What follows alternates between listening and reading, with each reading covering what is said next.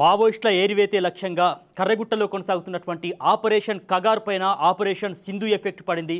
ఇక భారత్ పాక్ యుద్ధ వాతావరణ నేపథ్యంలో కేంద్ర ప్రభుత్వం సంచలనమైనటువంటి నిర్ణయం తీసుకుంది. కర్రెగుట్టలో మోహరించినటువంటి ఏవైతే కేంద్ర కోబ్రా బలగాలు ఏవైతే ఉన్నాయో వాటిని వెంటనే వెనక్కి రావాలి యుద్ధ ప్రాతిపదికన అని చెప్పేసి కేంద్రం సంచలనమైనటువంటి నిర్ణయం తీసుకుంది. దీంతో ఛత్తీస్గఢ్ తెలంగాణ సరిహద్దుల్లో ఉన్నటువంటి దాదాపు 9,000 మంది సిఆర్పిఎఫ్ కోబ్రా బలగాలు మళ్ళీ తిరిగి వెళ్ళిపోతున్నాయి. భారత్ పాకిస్తాన్ బార్డర్ వైపు వెళ్ళిపోతున్నాయి.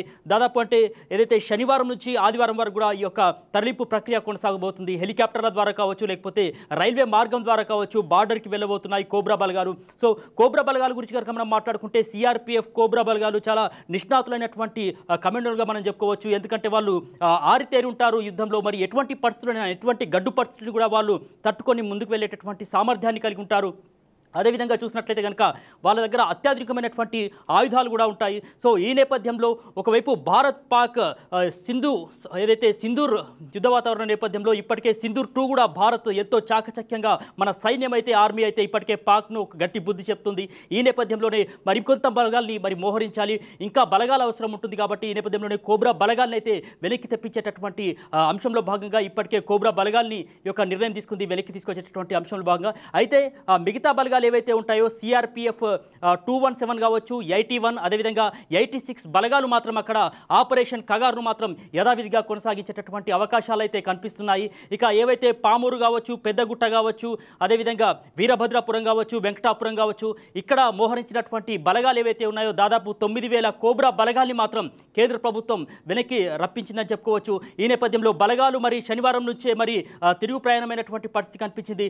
దాదాపు 19 రోజులుగా కూడా ఆపరేషన్ కగార్ను చేపట్టింది కేంద్ర ప్రభుత్వం. మరి తాము శాంతి చర్చలకు సిద్ధమని చెప్పేసి ఒకవైపు మావోయిస్టు పార్టీ లేఖను కూడా విడుదల చేసినప్పటికీ కూడా మరి ఆయుధాలను మేము వీడి శాంతి చర్చలకు సిద్ధమంటూ దాదాపు 6 నెలలు మేము కాల్పుల విరమణను కూడా కొనసాగిస్తామని మరి స్పష్టం చేసినప్పటికీ కూడా కేంద్రం మాత్రం తగ్గేది లేదన్నట్టు 2026 వరకు మరి మావోయిస్టుల ఏరివేతే లక్ష్యంగా పెట్టుకుని యొక్క ఆపరేషన్ కగార్ను అయితే కొనసాగిస్తున్నటువంటి వేళ ఒకవైపు పోలీసులు మృతి చెందినటువంటి పరిస్థితి ఉంది, మరోవైపు మావోయిస్టులకు సంబంధించి కూడా గట్టి దెబ్బ తగిలినటువంటి పరిస్థితి కనిపించింది.